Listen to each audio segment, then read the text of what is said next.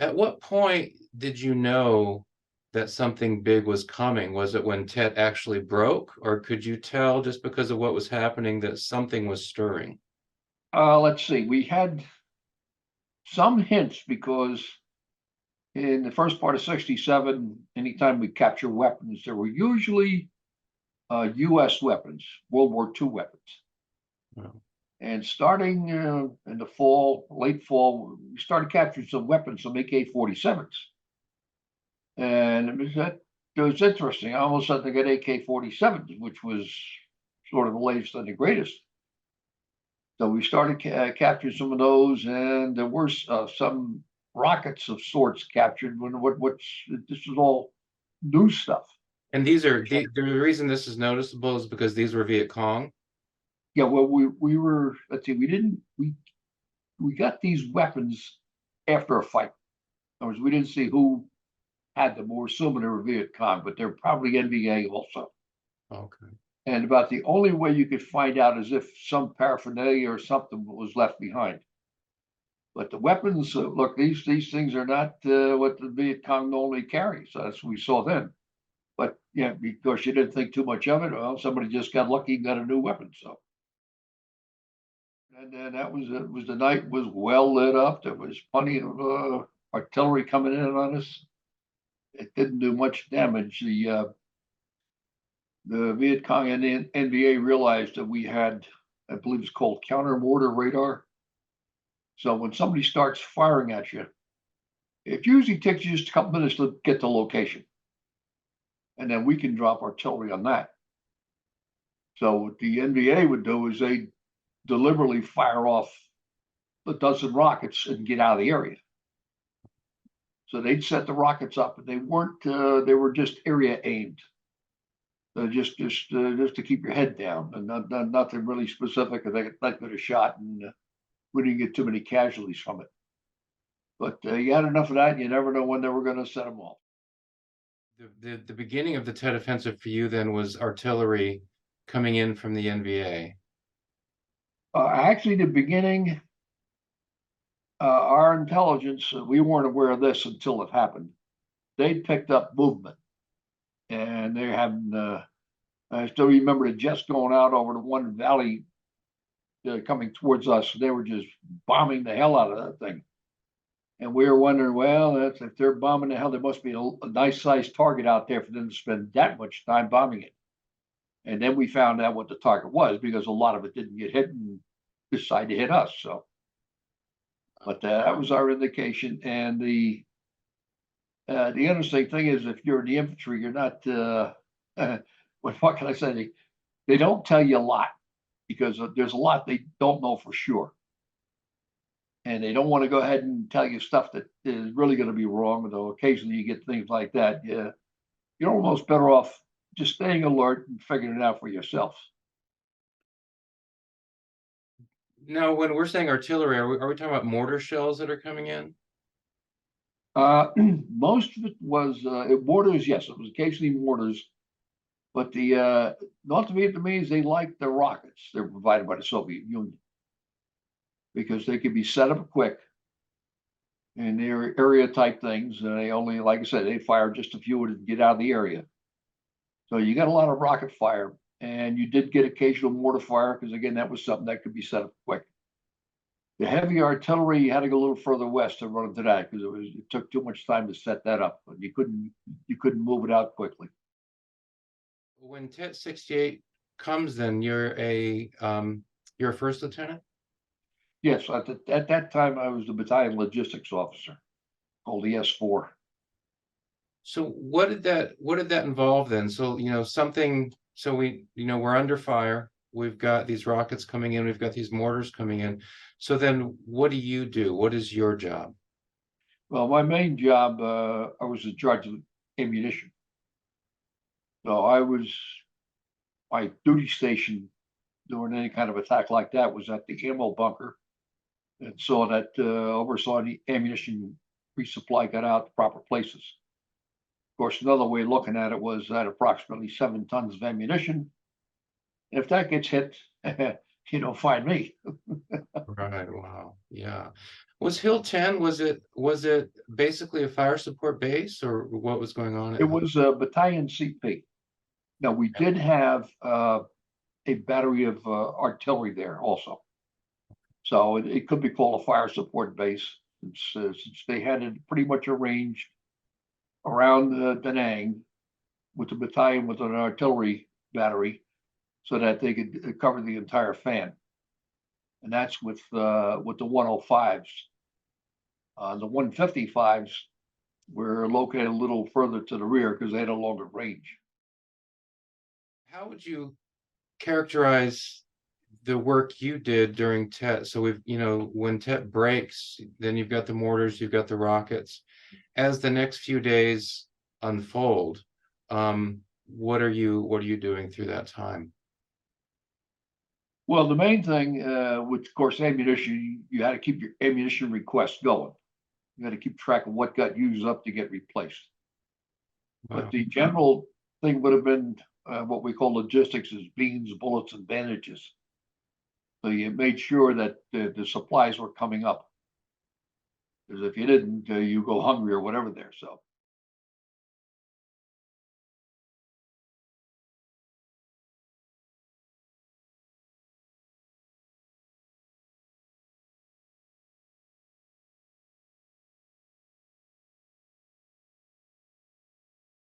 in March of '65, yeah, I was one of the ones to get your stuff, get on a plane. You're headed to Vietnam. Where the hell are we going? Oh, Vietnam. Oh, okay. So, And where but did you fly into? You flew into Da Nang? yeah, we flew in. Well, I think I'm trying to remember either the Nang or Chulai, but I think we flew into. I'm not trying to remember now. Where did we fly into? I think we flew into Da Nang because it was the first. They just landed two infantry battalions, and then of course I was with the headquarters detachment there, radio operator. We set up the CP for the generals. So you're still enlisted at this time, and you're a Yes. radio operator. Yep. So that, of course, everything was changing quite a bit. From our perspective, all we know is we got moved around every week or 2 weeks. We got moved someplace else, and they were bringing in more and more troops. That was the big buildup started there. So Right. not too many people stayed in the same place very long. So. When you think about this first time you're in Vietnam in '65, it's very early. The Marines are there, but of course things are going to ratchet up very quickly. Um, did you have a sense of that things were ratcheting up very quickly, that the Marines came into Da Nang? We've got now the flights, the jets making flights over North Vietnam. Um, I mean, did you have a sense that something big was brewing at that time? Well, we knew there was a buildup coming because more troops came in, and we get for a while there. We were within sight of the airfield at the gang, and you could see the increase in number of planes. You know, they're bringing all these Air Force jets in there, and what are they bringing them in here for? And, of course, they were flying missions and everything else there. Yeah. But there was I think a rocket attack on the air base, and that's when they decided they had to push out further, put the perimeter out so it's outside rocket range. And I think that's when we got moved out further. We couldn't see the air base anymore, too far away. But shortly after that, my tour was up, and I rotated back to the States. So, but it was yeah, interesting time, that buildup, because it was just things just kept changing. Were you in Vietnam in '65? Were you there just a few months? Yeah, I left there in May, somewhere in the middle of May. Oh, okay. So for a couple months then. Yes, with March, about 2 months, 8, 10 weeks, maybe something like that there. So then you return in '67, by which time, now this thing has blown up into a major conflict. Yeah, I was a second lieutenant infantry this time. So You've become an officer, and so now you're in as a second lieutenant. You were there when the transition takes place, or I'm assuming, you're there at least in that general time frame, when the Hey, when you got the M16 come in, yes, from the M14 to the M16, yes. and one of the things that I've heard about a lot from Marines who are using these first M16s is how often these things jammed. Was that your experience? Yes, yes, and the jam, I'd like to be a lot more specific about the jam. Uh, once a round is fired, you have an extractor. So I don't know, like something like a figure that pulls the casing out of the chamber, and then it gets flipped. Well, what's happening was this was just tearing off a little bit of the lip of the cartridge. So the cartridge did not come out of the chamber. Then the bolt would pick up the next cartridge and try to jam it in, and you got a nice size jam. And you almost had to disassemble the weapon and take your cleaning rod and get that one round out of there, one expended round out of there. So it was a real problem because you never knew when that was going to happen. And of course, people were saying it was dirty to walk around the jungle of rice paddies. How are you supposed to keep the weapon 100% clean? Exactly. But I had the idea that it was just operating too fast. Because I think when we first got the M16s, it was rated at something like maximum rate of fire of 750 rounds a minute. And nobody's going to fire that, but that's a lot. But once they redid them, they did some chroming on the inside. And then the rate of fire was dropped down to, I think, 600 rounds a minute. I said, oh, that'll make one big difference because now we'll be coming back as fast. So we learned, we don't send a squad out unless you had an M60 machine gun with it, because that way they always had some firepower. You just got to have it doing that. You got the troops that did have a machine gun, they would get very leery of it. So you made sure there was a machine gun team every time you sent a squad out. So because our main weapon is something we can't rely on, so we need to make sure we've got an M60 with us in case yes, she that's thinks. correct. Yes. Well, let me ask you about that. I mean, in addition to all the other stresses, and now at this time you're an officer, so, and you're a junior officer, so you're dealing with the junior enlisted guys, and you're hearing what the junior enlisted guys are saying. In addition to everything they've got to deal with, the heat, the humidity, the mosquitoes, the leeches, just being out in the elements, the Viet Cong, NVA, incoming, looking out for mines, looking out for traps. All these relentless stresses these guys are dealing with. Another stress they have to deal with is that their most basic weapon is completely unreliable. Yeah, that's correct. How would you describe, just if you could isolate that, if it's possible to isolate that stressor, from all these others? I mean, what toll does that take on 19-year-olds who I think quite reasonably are saying, we've been sent over here to do this job, and the basic tool we've been given is unreliable. And it's not a small thing, because if this thing jams during a firefight, that's a matter of life and death, right? Well, first of all, say 18-year-olds. Most break because unfortunately, I did have two 16-year-olds killed on me. Kids are light about their age to get in. But what I started doing was I was using our mortar battery and the artillery battery. Start using it more. Because if I thought an area was a good spot for an ambush, something like that, and if I could get a couple of mortar rounds in there, fine. Well, the troops loved this because now they knew they had something reliable, something going in there. And we also knew that once the rounds hit there, if there was something there, it was not there anymore. So I got in the habit of using mortars, artillery. Then I don't know, somehow or other I got onto with a Ford air controller. And every once in a while, they catch a couple of planes up there. They're just cruising around looking for something to bomb. And so I got a spot where you can drop a bomb. So when you get those bombs, I got a couple of pictures of some shots. Matter of fact, the one I have, let's see, we had a flight. One plane was carrying, I think, 750-pound bombs, and the other was carrying napalm. Then we had somebody who was trying to shoot at us. Big mistake, because you got the one with the bombs and you got the plane coming with napalm. And as luck would have it, one of the corpsmen had one of these small brownie cameras, and he took shots of the impact of the weapons. So you're doing this, you're sending out the mortar rounds, you're sending out the artillery, you're calling in the fire support as kind of preemptive action to kind of help make sure that your Marines don't get into a firefight and then have that experience of their M16s jamming on them. Yeah, preemptive. If I thought there was something in an area, in other words, like to say a little more, something looks suspicious. Let's put some artillery on it. Sure. And if you're in an area, it's a free fire zone, you can do that, no problem.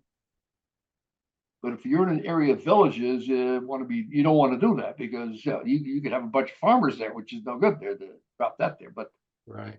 we're in enough free fire zones, and once you catch on to it, you start using it better. And there was another weapon that a lot of people didn't like in Vietnam. It was the rocket launcher, 3.5-inch rocket launcher, which was developed after Korea. And I thought about that. And I said, he's got a 900-yard range. No, I started having one of those go out and patrol with me. So and then what I do is I'd have you had a choice. You had a high explosive round, you had a white phosphorus round. A white phosphorus is usually used for marking. What? I don't know. You had any experience with white phosphorus? No. That stuff floats up, but it's burning. And if you get a piece on you, the only way you're going to put it out is by putting some mud on it. So you don't need much to get distracted from firing your weapon. So and the troops quickly caught on to this. What I was doing with that, I'd take some spot that looked suspicious, and depended upon what I felt like, either white phosphorus round or a high explosive round. And after a while, they began to say, that's pretty good. And you could drop this thing 400, 500, 800 meters out. So it's way out of rifle range. So it got to be a lot better way of doing things. You get less casualties. You look at something that looks like it's a possible ambush site and drop a round or two in there. Usually just one round's enough to wake people up. I've heard different things from Marine officers, so I want to see where you came down or if the issue even came up. And again, I'm thinking about, this problem with the M16.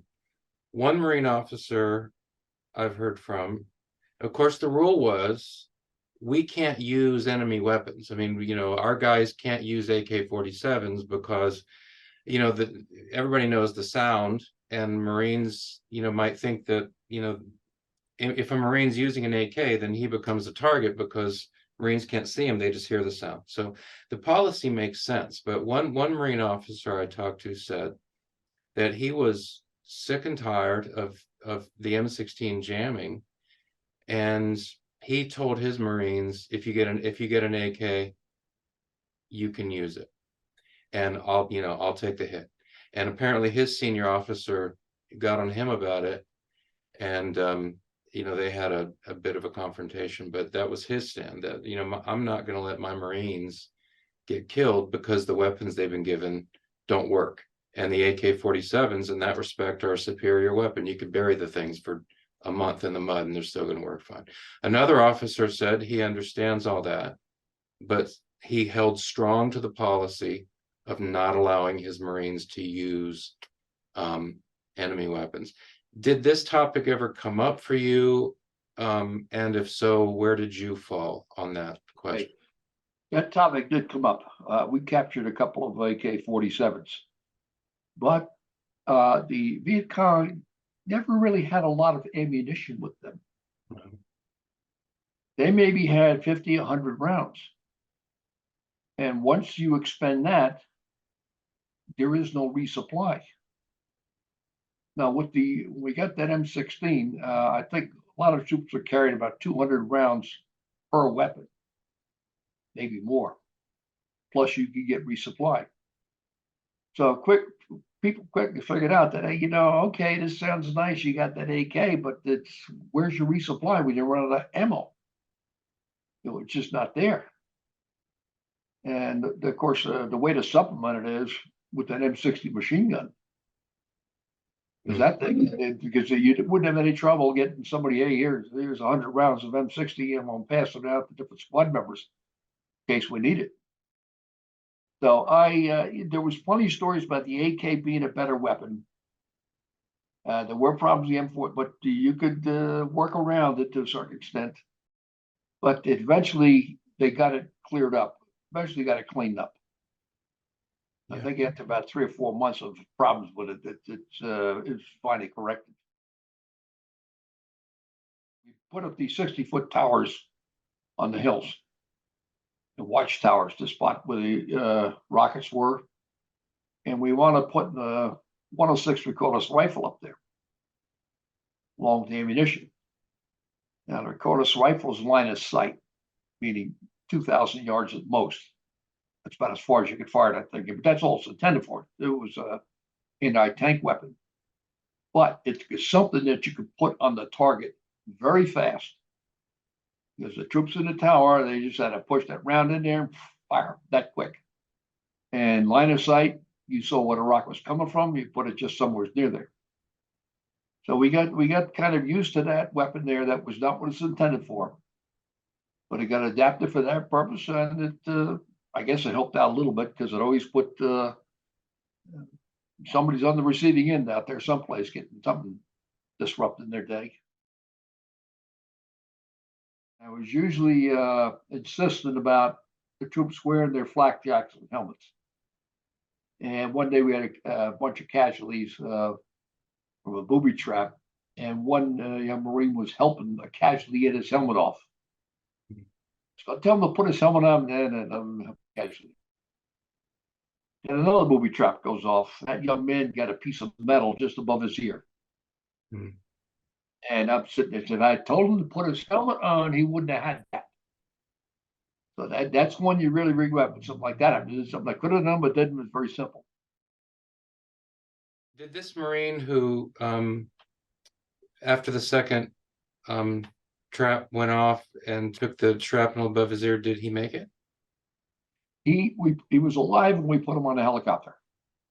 He wasn't making much sense with his speech, but that doesn't mean anything. But I never heard from him again. Because I think about and about 2 weeks after that, I was wounded and evacuated. So you lose a lot of contact when that happens here. So, but he I'm not sure. I don't think it was a real. Can't say for sure, but when you take a piece of shrapnel side the head, right by the brain, that can't be good. So, how were you wounded? Interesting story. I was leading an armored patrol, and we get into a firefight, just small arms. And next thing I know, I got some black stuff on my hand, and I got a bunch of small holes in my trousers by the knee, and I'm wondering, what the hell is that? So the firefight was over pretty quick. And then I realized I was hit. Now, of course, you get into a firefight, the adrenaline's up, you don't realize it so much. And of course, it got reported by a corpsman as shrapnel wound. And they questioned me, you didn't report any mortars or artillery fire. I said, because there wasn't any. How'd you get a shrapnel wound? There wasn't any. Well, as luck would have it, when I came back from the hospital ship, I got assigned to another company, which the vehicle I've been riding on, leading the patrol, was now attached to that company. A young man came in, hey, Lieutenant, come here. You want to see the bullet hit that got you? What are you talking about? So it turns out that the amphibious tractors we had, the hatches opened up at a 45-degree angle. So I'd sit right behind the commander of the track and tell him where I wanted to take it here. Well, right on the edge of the hatch, there's nice, clean metal spot. So the bullet hit there and splattered. I got the splatter in my hand and my knee. Instead of having a whole bullet in the chest. And were you on the repose? Were you sent to the repose? I got the sense of the sanctuary. How long were you on the sanctuary? I think about 5 weeks on the sanctuary. And not so much my wound, hand of the wound is still, I still can't move the finger too much there, but the knee is right on the side of the kneecap, bad place. And some shrapnel got under the kneecap. That starts to cause a lot of problems. So now I'm gimping around pretty much almost always because it's as luck would have it to get they had to do a knee replacement, but to get some of the shrapnel out there, they wound up nicking a tendon. And to nick the tendon, that meant you had to immobilize the leg so that the tendon could heal. But if you immobilize the leg, your knee doesn't get worked when it should get worked. So net result is okay, fine, I can gimp around. Fine, I can gimp around. When you're out in the field and you come under fire, or there's an ambush, or some kind of contact with the enemy, within a few minutes, are you able to discern whether it's NVA or VC, depending on the kinds of tactics they used, or some other way? I mean, pretty quickly we're dealing with VC, we're dealing with NVA? Now, a short answer, no, but generally, for the first half of 67, it was VC. And the NBA began moving down, but by the time we got into 68, 10 offensive, it was pretty much all NBA. The VC were pretty much shot up pretty good, and whatever was left of it recruited the NBA. But you didn't see that many people.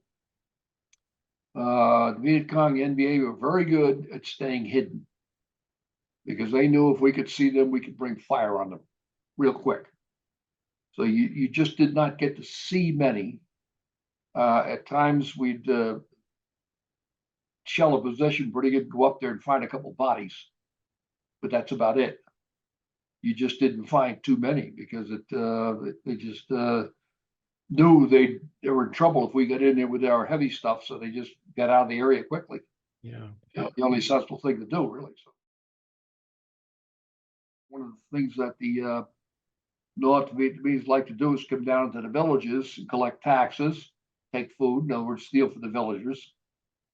So by us patrolling, we kept them or minimized them doing that. But that's how they had to survive. And that, of course, nobody pushes that too much, but that was a big thing there. Where are you going to get your food from? You don't have this nice logistics effort like we have. You got to come down to the village and take from the villagers, otherwise you're going to starve.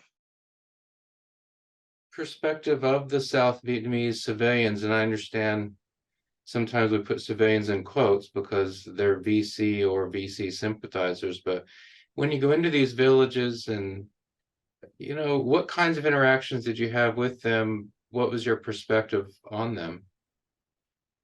Well, infantry battalions, we didn't see too much. We go into a village, and of course the villagers are going to be nice to whoever's in there with weapons. When we're in there to be nice to us, the Viet Cong were there to be nice to them. Most of the time, the villagers would just be very quiet, nice, wait for us to leave. And one thing we noticed, there weren't too many young men in the villages. There was mostly a lot of old people there and kids. There wasn't too much you could do, but just come around, get through there, and let them know that we're supposed to be protecting them. We usually had a Vietnamese guide along with us. And of course, there's no way to tell him what he was telling the villager because we didn't speak Vietnamese.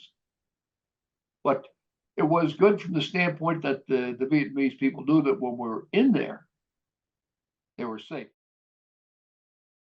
We, in our battalion, we were chasing NVA unit, and they had crossed over into, I think, Laos, whatever it was. They crossed the border. And then we got the orders, do not pursue. I said, what the hell kind of order is that? You get these guys, it's just time to clean them up, make sure they're all dead. Somebody had the weird idea, some politician, some group of think tankers, whatever. It's okay to bomb in another country, but you can't put infantrymen in there because if infantrymen go in there, that's an act of war. But dropping bombs, that's okay. So this is the kind of logic that goes down with some of these people.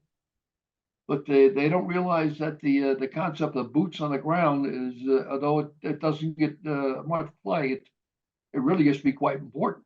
You get these guys cleaned out, they can't reconstitute. The NVA on the run, and the NVA are heading back across, would it be Laos or Cambodia? I'm not sure. Yeah, I think it was Cambodia down there. So, but what it was, once they crossed the Mekong River, we were told you will not cross that river. And I mean, is this something that impacted you? I mean, you're thinking, all right, we're gonna cross the border and continue prosecuting this, but the order comes down, don't cross the border. Yeah, at the time, we didn't know what it was about. We didn't know if they were going to send another unit in there or whatever it was, but whatever it was, hey, we've been traipsing around the jungle quite a bit. And if you're going to give us a break, fine. I mean, that's how you pretty much took it. They told you to stop, do not pursue. Fine, okay, stop, do not pursue. That's the order. And you didn't know, it wasn't really until after I get back in the States for a couple of years, I realized what the hell happened. Those guys were beaten up pretty bad, the North Vietnamese were. And if we'd gone after them, we could have just eliminated them completely. But no, nobody got the idea. That's the way that war was run. So that was the big mistake. And I see there was another area up. This is the northern portion of South Vietnam where the mountains by the river, there's only about a mile or so of land where you can move on. And we said, why don't we put a company, two companies over there, because that's the supply route. Make them go around the mountains. Oh no, you're going to be in another country. That's no good. It's an act of war. Well, what is bombing them? They're coming down. You're trying to bomb them all over the place here, but you can't put ground troops in. And like I say, if you look at the map, you see they were coming down the Mekong Mountain. Or anyway, it got close to the border with South Vietnam, so they would swing around to the east side of the mountains. That puts them very close to Vietnam, and from there they could cross the river easy and regular into South Vietnam. Had they been required to follow that mountains on the west side, that would have really slowed them down, because it's not easy going across that mountain range. Mm. You're doing everything on bicycles and burro backs. It's a tough haul. But hey, somebody in their wisdom, they were gonna, whatever it was, one was an act of war, the other wasn't. So At the time, did you have the feeling that, as veterans often say, that they felt that at least sometimes they had one hand tied behind their back, that they weren't really able to prosecute the war in such a way that might actually win it? yeah, that to a certain extent, it's the pursuit that you weren't allowed. That was the big thing there, because on regular patrols, you got your weapon, somebody shoot at you, you shoot back. It's simple. It's when you pursued things. And another big headache was the villages. You couldn't help this because villages, you do have a lot of innocent people, so you just cannot go in there guns blazing. So that's just plain, you're stuck there. But the North Vietnamese, Viet Cong, they liked you went to the village because they knew we wouldn't shoot up a village. So you just have to go in there, and it's a very slow process. So checking every hooch who's in it, and it gets very boring very fast. So, journalists that at first you have the journalists along fun. They'll get my picture to paper, fine. Then you realize that we had to detail security for them. Mm. So that usually meant taking 3 or 4 riflemen to protect them. So I had 3 or 4 less riflemen to accomplish my mission. So now, boy, this is getting to be a liability. And you didn't want to have a journalist get hit, because then you'd really be in trouble because you didn't protect the journalist. So it wasn't so much that the journalists, whatever they did, it's just that they became a liability. You just didn't want them around. And you never knew what they were going to print, but even still, if you didn't want them hit when you were around, because it's your fault. So it's just a liability. Who needs it? You mentioned that you had some 16-year-olds who were serving under your command. Yes. You didn't find this out until after somebody was killed. And a month later, you get a letter from coming down through the general staff. Why did you have this 16-year-old in your unit? Nobody knew he was 16. There's nothing we can say. We didn't know. He gets sent to us. We had no way knowing he was 16. And usually that went back that way. We did not know his age. We thought he was 18. So because the policy was, like say, if you were 17 when you got sent over to Okinawa, you were held on Okinawa to your 18th birthday, then you were sent in the country. So once you found out you had the six, I knew he was 16. Well, then it turns out that a couple of his buddies knew he was 16, but nobody would tell anybody.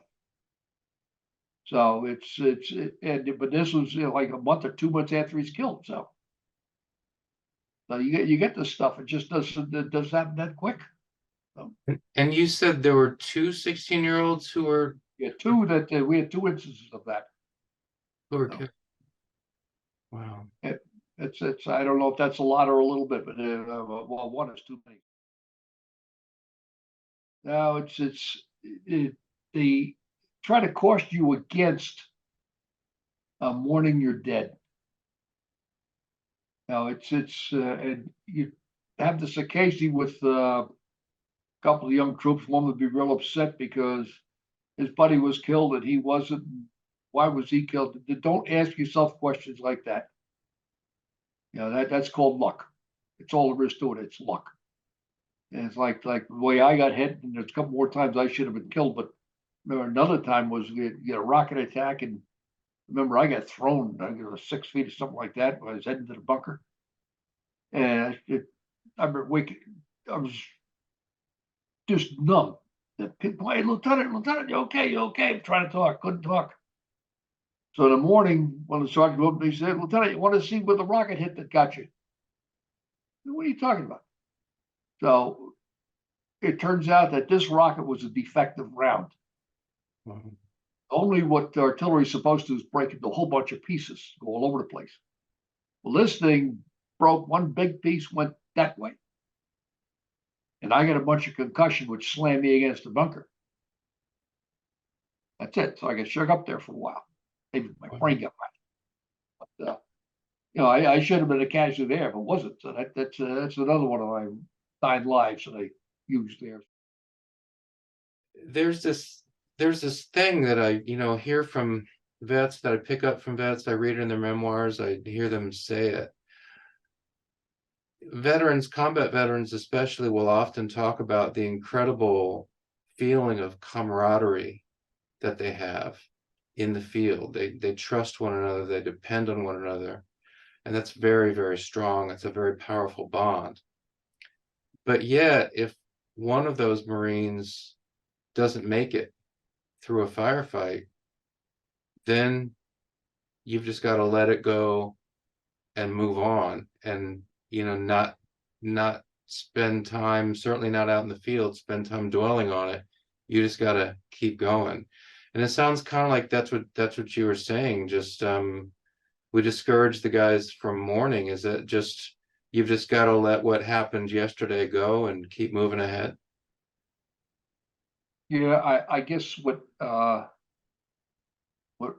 helps, what helps create that or whatever, we can get casualties to the rear quickly. You don't want the casualties around. And that way, okay, we got a job to do. Let's go get it done. And you got to be thinking about something else. So when somebody gets hit and gets evacuated, okay, you got evacuated. Let's go. We got a job to do. You don't have time to dwell on that because you got to worry about this guy who's out there trying to get you anyway. So, so it's something that gets put aside pretty quickly because you just cannot dwell on it. And I don't know. I don't recall very many people who did dwell on it much. There was 1 or 2 cases where somebody got very upset, and we usually got them over that pretty quick. But it's If people, if you start trying to rationalize it, that's when you get in trouble. Like why Yeah, him? how Why not come me? he got hit and I didn't get it? Don't do that. Just, hey, luck. You're lucky and he wasn't. Let it go at that. One young man who we tripped a booby trap, whatever, the explosion there, and but I looked at him and his thumb, his joint, top digit was just hanging by a bit of skin. And his other wounds had a bandage on that thing here. And I just took one of these battle dresses, which is about 8-inch square, and wrapped around it and tied it in a knot and went on somebody else. And a couple of days later, when I got hit, I wound up on a hospital ship. He was there also. And he says, "Hey, Lieutenant, come here. You saved my thumb. You want to see it?" "What are you talking about?" So it turns out that they ordinarily something that's just hanging by a little bit of skin, they were all thrown away. You get time for that here, but some reason or other, bad as this thing here. He said they couldn't give any movement to the thumb, but they had his thumb attached. Well, thank you very much for attaching his thumb. So just how big a deal is that? He's got a thumb that won't work exactly right, but that picture is just indelible in my mind. You say, what's one thing? Yeah, I remember that thing. And so I remember that thing real quick. I just took a bandage, wrapped it up for the hell of it. Just an automatic reaction. So Wow. things like that. It's and I remember that more than I remember getting the secondary explosion. You bring in some artillery sometimes. So, but that's What is that? You mean your artillery hits something and you see a secondary hit something, yeah. and what we hit detonated. So we hit some kind of ammo bunker of some sort. Like, I remember the artillery's coming in, boom, boom, boom, boom, boom, boom, boom. Mm. Whoa, that was a wild for one. That was like a 16-inch shell off the battleship New Jersey, but yeah, it's a secondary explosion. That does happen occasionally. So There's that feeling of bullseye. we hit something good. Somebody's ammo storage there. So Yeah. that stuff wasn't going to be used against us. So that's for sure.